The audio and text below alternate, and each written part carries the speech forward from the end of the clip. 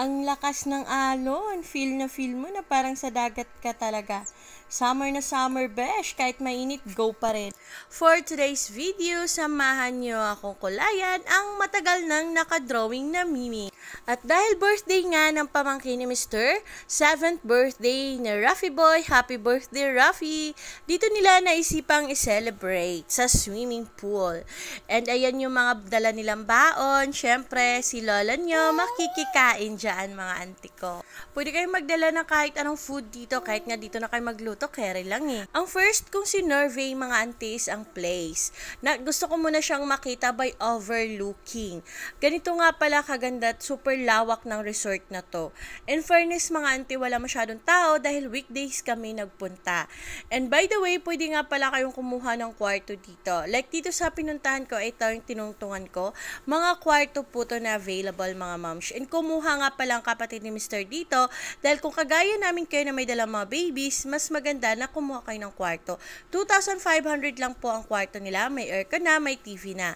So kung may babies nga kayo, like us, pwede yung patulugin dito habang yung adult nagmimiming.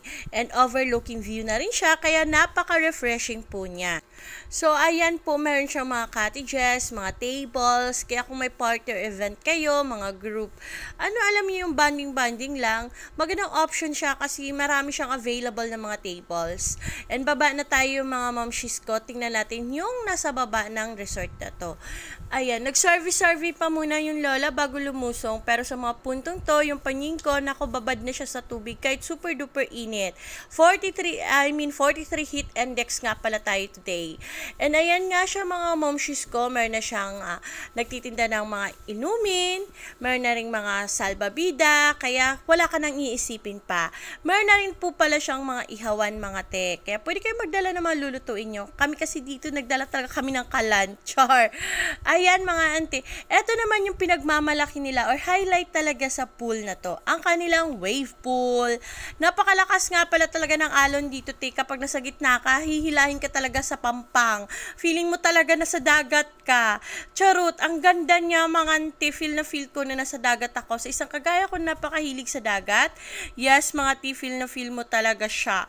Parang yung feeling na nasa outing ka sa dagat, te. Kalatagan lang, charot. Ayan, te, yung kanilang wave pool, ha. May time sila na ino-open yan and mina-announce nila talaga yan. And napakaganda po, mag-i-enjoy talaga yung mga bagets nyo dito. Or kahit kayo mga adult, nakakatuwa lang isipin. Artificial wave pool yan ng resort na to. Ayan, hindi ba kailangan sa mainit na dagat kasi dito may wave pool na. Pagdating nga pala ng alas 4 mga te, kailangan nyo nang umahon kung daytime kayo kasi maglilinis na po talaga sila. Kaya sa puntong to, nakaahon na ang lahat and nilinis na nila. Ayan yung pang bagets, may mga slides and ito medyo malalim konti. Meron pa pala sa likod niyan mga te, hindi ko na napuntahan kasi nga gaya ng sabi ko sa inyo, super lawak. So kung kayo naman ay magdadala ng sasakyan, motor, or gusto nyo mag-bus kayo, kere boom dito sa parking lot nila. Malawak po kasi yung parking lot nila mga te. Ayan, kitams nyo yan. Wala nga lang talagang masyadong nakapark ngayon na sasakyan kasi nga wala masyadong tao dahil weekdays kami napunta. Yung super duper init mga te. Ay nako, mapapasok ka talaga sa init. Ayan, yung buong family, nakapag picture taking, kasi tapos na magnining. And mga auntie sa bandang likod nga pala ha, meron pang bagets, may mga slides. Ang dami nilang pa slides dito. And kung nagtatanong kayo kung ano to, ito po yung Costa Abrel sa may Rodriguez Rizal. And ang rate po nila dito is 150.